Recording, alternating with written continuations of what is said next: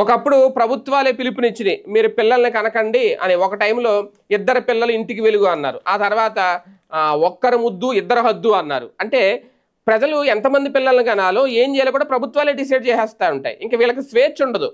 మీరు ఇద్దరిని కనండి అని చెప్పి ప్రభుత్వాలే చెప్తే, మీరు ఒక్కళ్ళనే కనండి అని ప్రభుత్వాలు చెప్తే, ఇప్పుడు ఎంతమందిని మాడితే అంతమందిని కనండి అని కూడా ఇప్పుడు ప్రభుత్వాలు చెప్తున్నాయి. ఇటు తెలుగు రాష్ట్రాలు అదే చెప్తున్నాయి, తమిళనాడు రాష్ట్రం కూడా అదే చెప్తుంది. ఇక్కడతో ఆగలేదు ఇది.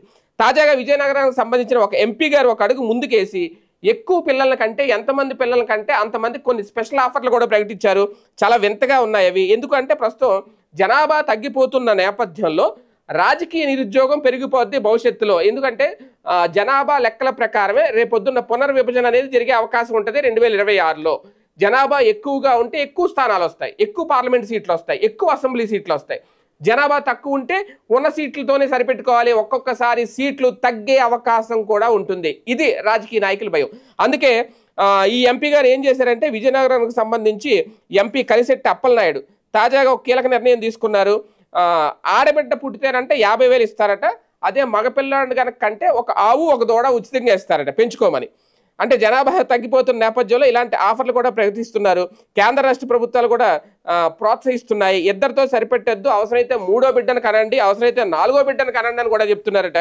ఓకే, వాళ్ళు కనిపారేస్తే తర్వాత ఎవరు పెంచుతారు? ఎవరికైనా తల్లిదండ్రులు వాళ్ళ ఆర్థిక స్తోమతను బట్టి ఎంతమందిని కనాలి, ఎంతమందిని పెంచుకోవాలని ఇప్పుడు క్యాలిక్యులేట్ చేసుకుంటున్నారు.